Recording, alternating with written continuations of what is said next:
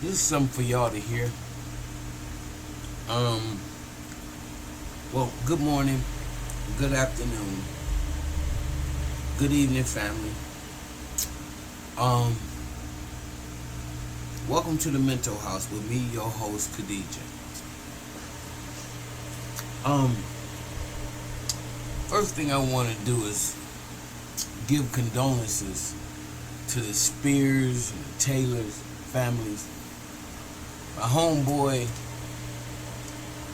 William Spears, they call him Winky.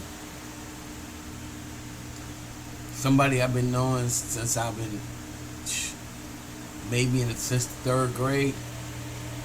We went to Franklin Pierce together, and he was traveling in his wheelchair, and somebody ran him over, and he died on the way to the hospital. And I'm so sorry to hear that. Winky was something else, you know. And I know he got love from everybody over there on Atkinson Avenue, which is a very busy avenue. Of course, it's a busy street, a lot of activity.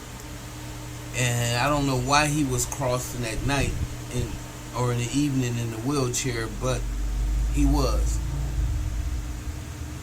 And he was struck down. At least the driver stayed, I guess, to give their information.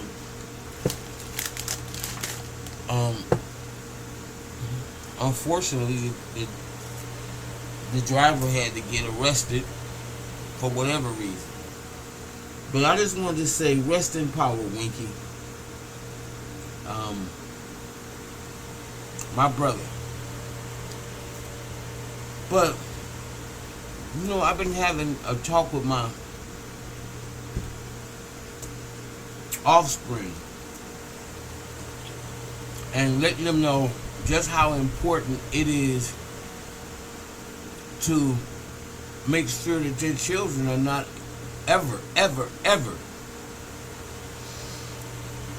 the only black person in any activity that concerns white people.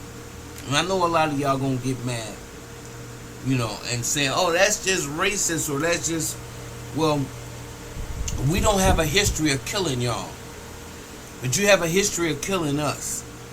And I think the most safest way to handle this, otherwise we'd be foolish to continue to allow the same thing to happen over and over and over again and never learn a lesson. So the first thing we got to do is stay out of white spaces like that. Looking at some of the alleged facts that are coming out about Nolan, looks like he was burned, he was tortured, allegedly. Listen, it don't surprise me, because those of us who are recipients of a paying body, slavery had to affect them too. It, just like we have pain in our DNA, they have madness in theirs. And there is somewhere in their DNA, it's like a rite of passage when they kill a black person, torture a black person. Like when Ahmaud Arbery, like when he was killed.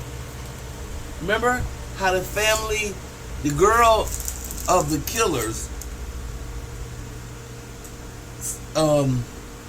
she couldn't wait to show the film footage from the camera of her neighbor and her father chasing Ahmaud Arbery till they blowed him up and shot him all in the chest and stuff. She actually passed that around Facebook. So white people, that's that chromatic Neanderthal gene I've been telling y'all about. You know, and I've been talking about Neanderthalism in white people and who they're not fully developed. And I've been talking about that for at least a good 5 years.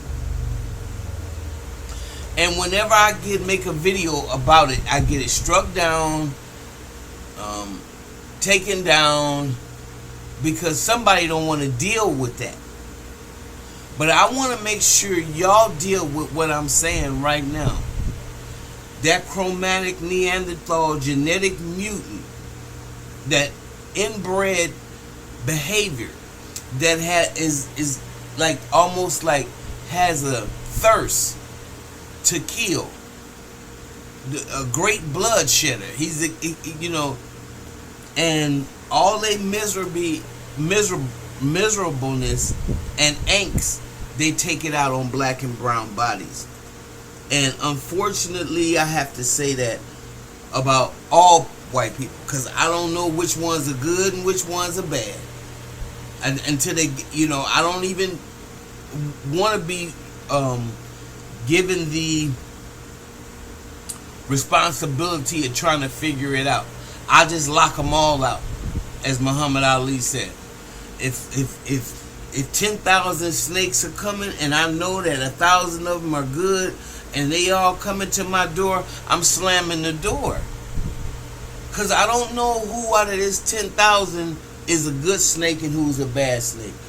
And I know we have to work in white spaces, but all this going on, trips with them and being the only black person, the only this, the only that, something that you used to feel proud about. Well, you see where it got us, right? I'm the only black person and first black person on my block. I was the first black person in my room. I was the first black. And they wear it like a badge of honor. I ain't never wore it as a badge of honor. And I've never, ever underestimated the power of white people when they get into a group. That's when they do stuff to you. Okay? And, like I said, I don't want to go too much further in it because this video might get struck down. So I want y'all to hear this, okay? And this is coming from a white woman, not me. Who have eyes. So I want you to hear this. Is because. Now listen, real good. One of the reasons white people hate black people is because we cannot tolerate black joy. We cannot tolerate black intelligence. We cannot tolerate black beauty. We cannot tolerate black confidence. We cannot tolerate black camaraderie. We cannot tolerate anything that frees a black person. There's a level of racism that I think hits differently for black people than it does for Asian people or Hispanic people or vitriol they have for us. Middle Eastern people or Native Americans even. Each one of those things that people think regarding other races are different with black people, I think. You're because right. Again, we don't like black people to be educated. We don't like them to be successful. We don't want black judges. We don't want anything for black people that doesn't directly affect and entertain us. So they want to be entertained by us. She want to make it clear. They don't ever want us in a situation where we're equal to. That is a no-no. They don't want to see that at all. There's a jealousy that comes over them. We are the proverbial other in their minds. Okay? And then that ain't nothing we can do about it. The forefathers should have straightened this shit up before they died, but they didn't. And now we left with the responsibility of dealing with these hillbillies. So we can have a black man, we can have a black house cleaner, we can have a black teacher, we can have a black coach, we can have black players, but only for the specific things that we feel comfortable with. I think about all those sweet children that have been killed, murdered, when they go out with their white friends. And I think that as much as the trauma of slavery comes down through the DNA, I think also the cruelty of slavery. Yep.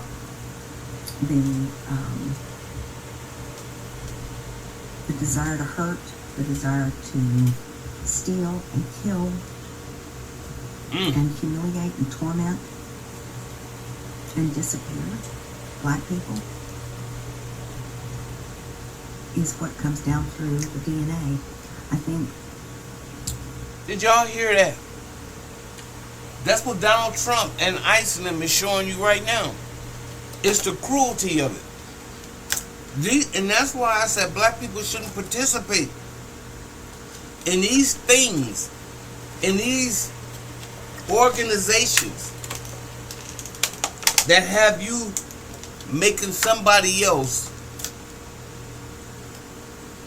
the same proverbial other that you are.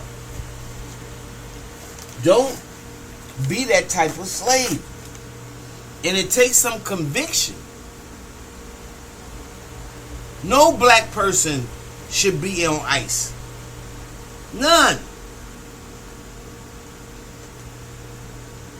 When you do something like that for long enough and you pass it down for the many years that slavery and enslaved people were in chains. It's in their DNA. It's in the fabric. That is an instinct with us, cruelty. And I think you can see it. Yes. In many videos. All the white women and white men that are telling the black kids and black families to get the hell out of here, you don't belong. We just don't want you to have more than us, honey. We just don't want you to be prettier. We don't want you to be the beauty standard. We don't want you to be judges or anything like that. We want you to be below us, beneath us. And we've tried so hard to keep it down, and we failed so badly.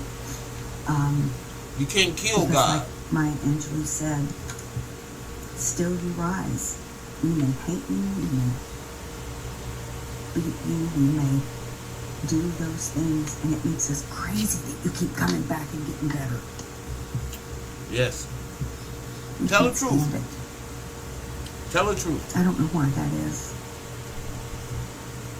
I think I heard somebody say that white people are the ones that have the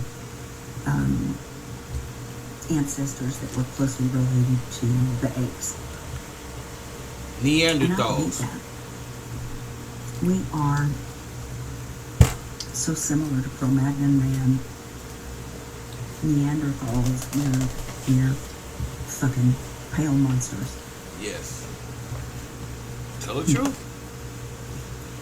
I really hate being white sometimes. I'm super ashamed.